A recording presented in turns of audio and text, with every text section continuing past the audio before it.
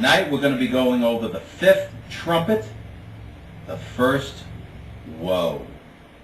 Now, the fifth and sixth trumpets are the first and second of the three woe trumpets. These three are introduced in a special manner by an eagle and its cry, as we see in Revelation 8:13, which marks off the last three trumpets from the first four. Now, here's the eagle and the eagle's cry in Revelation 8:13. Here we go. And I looked, and I heard now in the Greek, that's one single solitary eagle, flying in mid-heaven, saying with a loud voice, Woe, woe, woe, to those that dwell upon the earth by reason of the remaining voices of the trumpet of the three angels who are about to sound. Now we believe it to be what it says, a veritable eagle. All the critical Greek texts and all the ancient manuscripts read eagle. Eagles are often connected with judgments. Look, let's turn to Hosea 8:1. Hosea 8:1. Here's what we read. Set the trumpet to thy mouth. He shall come as an eagle against the house of the Lord, because they have transgressed my covenant and trespassed against my law. Now turn to Habakkuk 8:1. Habakkuk 8:1, where we read this. Their horses also are swifter than the leopards, and are more fierce than the evening wolves. And their horsemen shall spread themselves, and their horsemen shall come from far. They shall fly as the eagle that hasteth to eat. Now the eagle in Revelation 8:13 was flying in mid-heaven, for example, the meridian, or the highest point reached by the sun at noon. The word rendered mid-heaven occurs only here and in Revelation 14:6 and in Revelation 19:17. The fifth day saw the creation of birds. The fifth day saw the creation of birds which fly above the earth in the open firmament of heaven, as we read in Genesis 1:20, and it is an eagle that announces this fifth trumpet. Put your thinking caps on. This eagle speaks.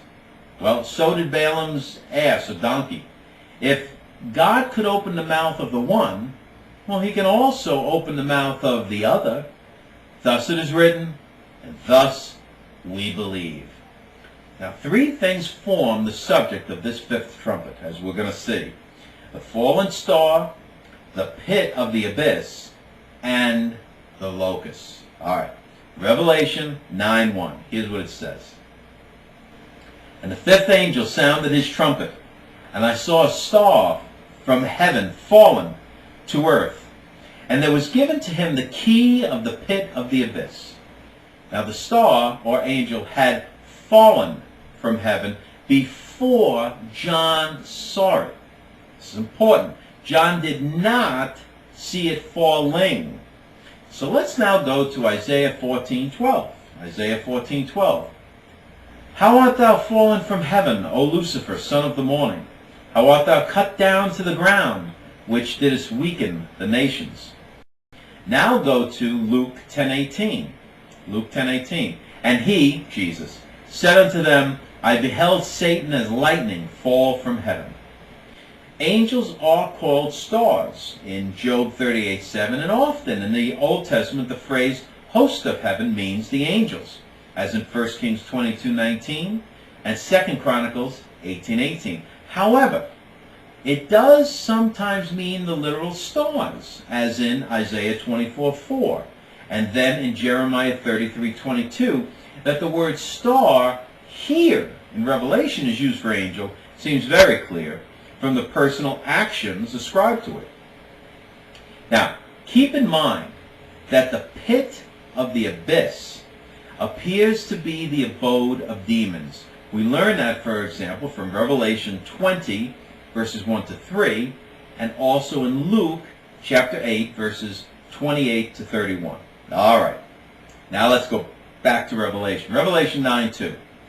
And he opened the pit of the abyss, And there went up smoke out of the abyss, as the smoke of a great furnace, and the sun and the air were darkened by the smoke of the pit. Now, do not confuse this pit with Hades or Sheol or Tartarus. It is called the abyss, and is shown by the smoke to be a place of fire. The judgment presented here in Revelation 9 is now to be described in greater detail as we move forward into verses 3 to 11. Here we have the statement which lays out their power, commission, continuance, and description, and shows the points which are important. And it's on those that we are going to dwell. Now, let's get into this. Revelation 9:3. And out of the smoke there came forth locusts into the earth, and there was given to them power, as the scorpions of the earth have power. Now, these were no ordinary locusts. Those that came in the plagues of Egypt were no common locusts either, for we are told before them there were no such locusts as they, neither after them shall be such. And we find that in Exodus 10:14. Now, ordinary locusts also have no king. Turn quickly to Proverbs 30:27, if you have your Bibles. Proverbs 30:27. Here's what we read. The locusts have no king, yet go they forth all of them by bands. But these locusts have a king, and his name is given in Revelation 9:11. They seem, from their description, to be almost a kind of fallen infernal cherubim.